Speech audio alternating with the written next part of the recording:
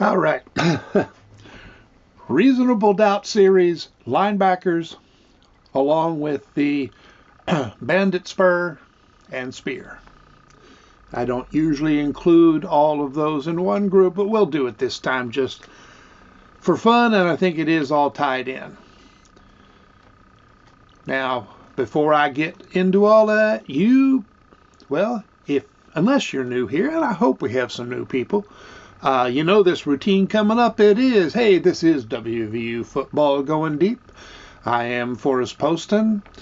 I am enduring a very muggy summer like so many others. All right, and please share, subscribe, make comments, click the thumbs up, click the notification bell, and tell your numerous friends and a couple of your enemies. Well, now, is it more reasonable to expect that the second line in the defense will be a problem? Or is it more reasonable to think that it will be a positive? And I'll tell you right at the beginning, I think this is the part of the defense that's going to prove just how silly a lot of media people out there are. I just watched yet another interview talking about, would the defense be the same or worse than last year? It's just, I'm sorry. That's nonsense. And I'm going to tell you why it's nonsense, or why I think it's nonsense. I have been wrong at times, but you know what? I have been right as well. I think maybe I'm going to start emphasizing that a little bit more, because I think I've been pretty good at this so far. Now, I hope I'm good with some of the predictions this year. Anyway, looking at last year and why this was the problem on the defense.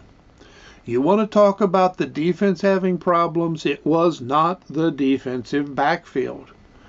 It was linebacker, Spur, then called Bandit, and to a somewhat lesser degree, depending on who was playing in the spot, the Spear. For Bandit, we had Bartlett and Bradley. Now, Bradley is quite an athlete, but he was in a new spot, on a new team, at a new level. By the end of the year, he was getting very good. And sounds like he's still working hard and understands better what it takes. Bartlett always looked like he was going to break through. He talked like he was going to break through. The coaches talked like he was going to break through. He never broke through. McLaren, a similar situation, but a shorter period of time. And it's, why? Neither of these guys was bad exactly, and at times they were good. But it just almost seemed like their body couldn't produce adrenaline. They couldn't step up to that level of fire when you need something extra. They did not have that gear, that fire, that adrenaline, something.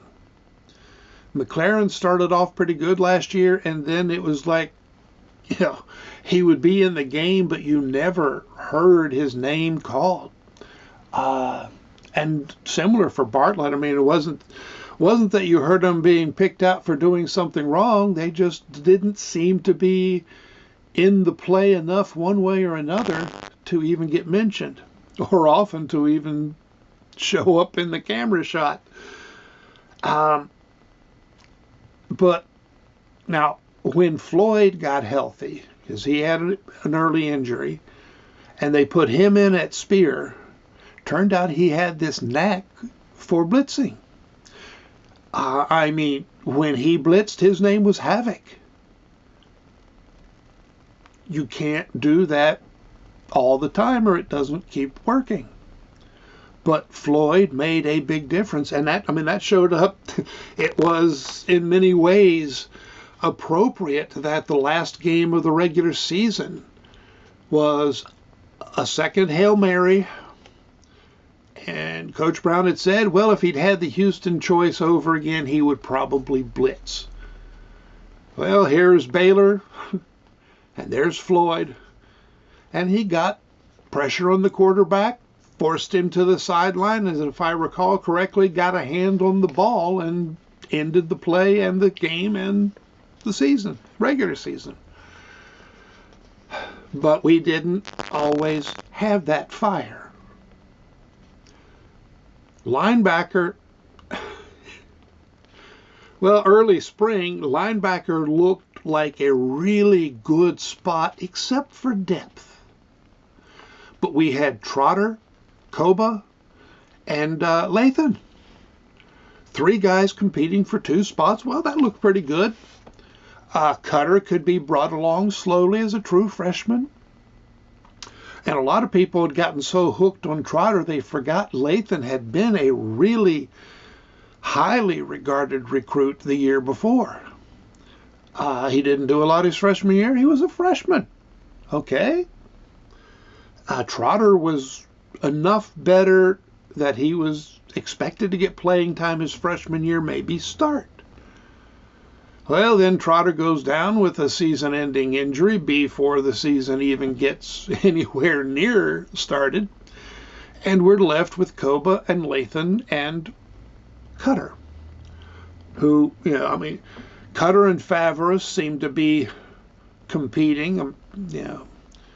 Favreau is another one who just never seemed to quite get over the top and then got injured. But Koba and Lathan were doing some really good things. And it looked like Koba was fulfilling his promise and Lathan fulfilling his. Hey, a redshirt freshman, he was fulfilling it pretty early. And the coaches were able to move those guys around a lot. They were flip-flopping who was Mike, who was Will, who was bringing pressure. They were getting pressure on the offense, and the offense never quite knew what was going to happen. And, they were moving some other pieces around in the defense, and it was working. Then, of course, Lathan goes down, season-ending injury. And you're thinking, okay, well, we have to bring in, a true freshman. He's not ready to play. Cutter was not ready. His problems last year were no knock on his ability. He was just, in before he was ready. What wasn't really expected was the effect that it had on Koba. Suddenly, Koba's shortcomings were revealed. Very athletic, very active, very agile, but he didn't play with his head. He hit bad gaps, didn't cover well, and he was old enough to know better. He should not have been making those mistakes, but these were the same mistakes he had always made. And I'm pretty sure he was making them earlier in the season, but all the pressure, with Lathan in the game kept offenses from seeing it and being able to take advantage of it. Well, Cutter didn't have the experience to play those odd games. So you're playing a little, plainer defense, and I think Koba's mistakes just became more obvious, and offenses were taking advantage of that. They were taking advantage of Cutter's inexperience. He could be fooled. He got better, and he has already talked about, the mistakes he made, the reasons for them, and fixing them. And I expect Cutter to learn. Koba did not. So last year, that second line of the defense was a real problem. They weren't good for various reasons. When Floyd was in there and blitzing, it really gave a different life to the defense. But, that's only something you can do part of the time. And it just did not work out. And, linebackers really are the heart of the defense. Linebackers don't do their job, everything opens up. Now let's move to 2024. Bartlett's gone, and the media, when they listed, Bartlett started all of these games, this is a big loss. No, it's not. He started a lot of games mostly because we never found somebody to beat him out. And we always expected him to get better, and he didn't. So losing Bartlett was not a big deal. And, in some ways a plus, because we do have, I think, better guys moving in. Of course, Bradley is back. I think he's going to be exceptional. He's going to be a difference maker. And we brought in Ty French.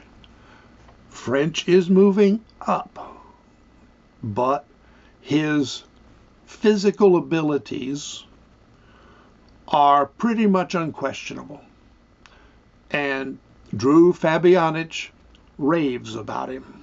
So, if Fabianich raves about him, I rave about him. You can just kind of bank on that. And I don't think, who starts is going to be a big deal. It'll go back and forth between French and Bradley, and sometimes they'll both be in there. It'll depend on situation. But French and Bradley are, French is an upgrade over Bartlett. Bradley this year is an upgrade over Bradley last year because of a year experience at this level in this defensive position. Then you look over at the Spur. Aubrey Burks, expected to play Spur a lot. Not all the time, but a lot. So that's one of your best players on defense in a key position where he can be a lot more active than sometimes he was at safety. He'll probably move to other spots on the defense. I'm just calling him the wild card. Or Bazooka Burks in the last video. But Joseph will probably still get tried there in fall camp. They were going to do that in the spring, second half of spring, but he had an injury, slowed him too much to try it. And again, Joseph comes from Northwestern that had an exceptional pass defense. He was part of that. And, then we've got Jennings, true freshman. Play will likely be limited, but he could get in there, and I expect him to be a very active Spur. And they've already said Burks has that natural ability to blitz, much like they found out Floyd did. And then we've also got potentially Garnes can play over there, and we've got probably two other, and Collins, who, is still, he has not quite reached where we thought he would. Could be his year, we can hope. Now, linebacker, I'm big on the linebacker room. Let's just lay that out. Of course, the heart of it's still the guys from last year, but we have Trotter back. We have Lathan back. Word is they are both full strength, full speed, and just flat out killing it in practice. Cutter has a year of experience, and he is a good athletic player. And we added Carico. So we now have 4 guys competing for 3 spots or 2 spots instead of just 3 guys for 2 spots. So depth is better. You know, behind that we get Beiser, and then I don't know if Favres will be back or not. Then we get into younger guys, but we have at least one extra layer of quality depth at linebacker. And I hate to say it, I loved Koba, but I'm glad he graduated or used up his eligibility. I assume he graduated. But, I mean, we know Lathan was just, superb last year. And, if Trotter and Lathan play near what they're expected, they will miss fewer gap assignments. They will do better when asked to cover, and that will improve the entire defense.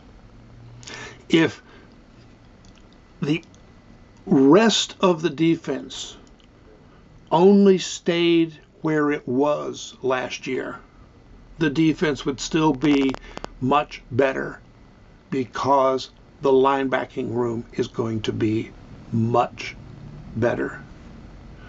The way the coaches are talking, they're also kind of changing. Linebackers both of them will be playing more like Mike linebackers. They'll be mostly tackle to tackle and playing downhill.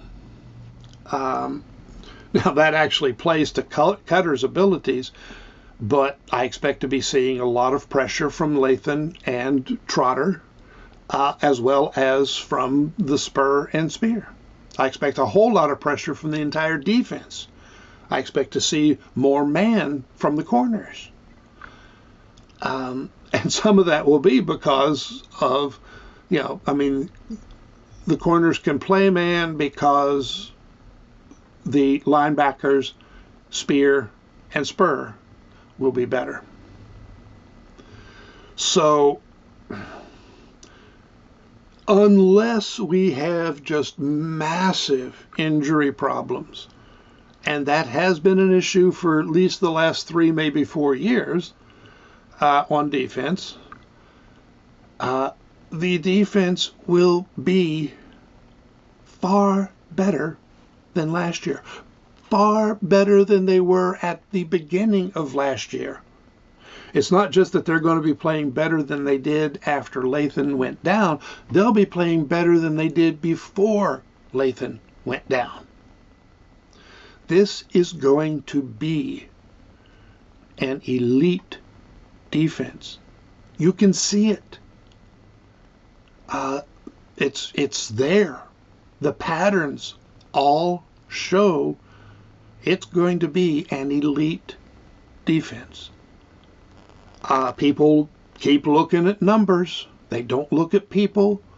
When they look at people, they don't understand because they understand numbers, and they only understand the numbers rather superficially. But dang it, when you look and understand patterns, you should really be excited about what's coming. It is just not reasonable to expect the second line of defense to be worse than last year or only as good as last year. The only reasonable expectation is that it is going to be a lot better. And I have been accused of being a reasonable person. I have been accused of being too reasonable, too rational, and believe it or not, too unemotional at times. I've also been accused of being too unrealistic. And that's all true at times. But I see this pretty clearly. I see this very clearly. This is going to be an exceptional defense, and a big part of it is going to be the second line of the defense. That was a terrible weakness the second half of last year. All right. That is it for today, or for this video. I'll be back if we get recruiting news, which doesn't look like we're going to get, at least not for a few days. And I will be back with another installment of Reasonable Doubt. I just haven't quite decided which room it's going to be. Well, it'll be this room right here. I can't move this computer equipment around, but anyway, I'll be talking to you then, and maybe I'll be slightly less silly, but I doubt it. So long, guys.